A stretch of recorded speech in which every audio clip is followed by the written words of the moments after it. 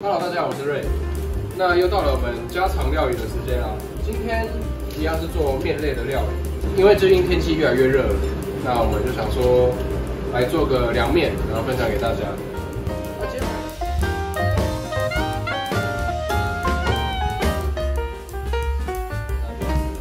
今天买的面是这个素面，就是日本那个流水面线那种面。面条我们没有特意去选啊，就是便宜的。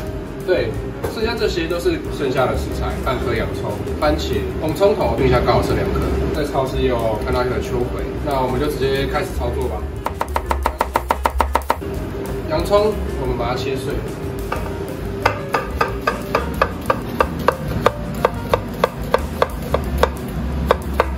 这我们是要吃到一些颗粒的，所以其实不用切太碎那种。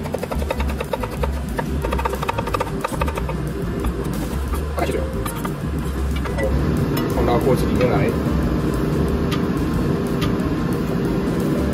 红葱头切碎加进去，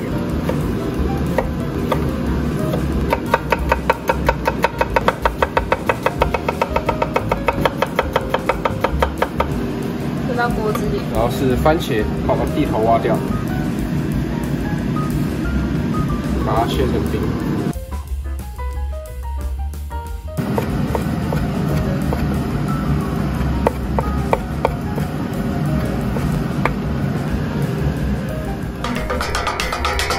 刚切好的材料啊，我们加一些糖，一般的白砂糖就好。现在刚好就只有这种，所以就加这个。要加多少？这个比较随性啊，只是给它一点点甜味。然后味淋，哦，那么多。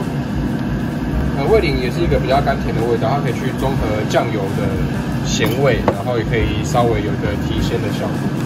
然后酱油大概是味淋的2倍。然后。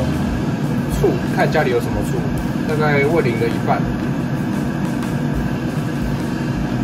然后我们开火煮它，然后我们酱汁就是把它煮滚到这边就可以了，我们把它关火放凉。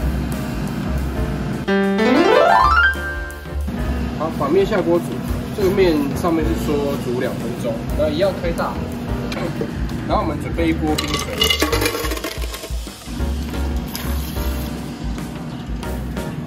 然后煮好的面，我们把它过滤，可以稍微拿水把它冲一下。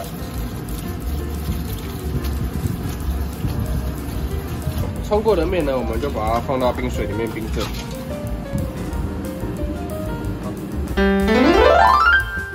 秋葵我们就把它到水里烫，把它烫大概2分钟左右就好了。对，它就好了。 然后煮好的秋葵，就是也把它放到冰水里面冰镇。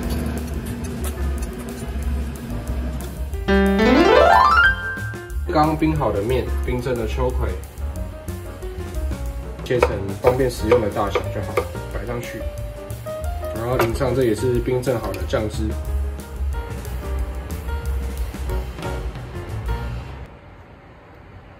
然后切一点紫苏叶。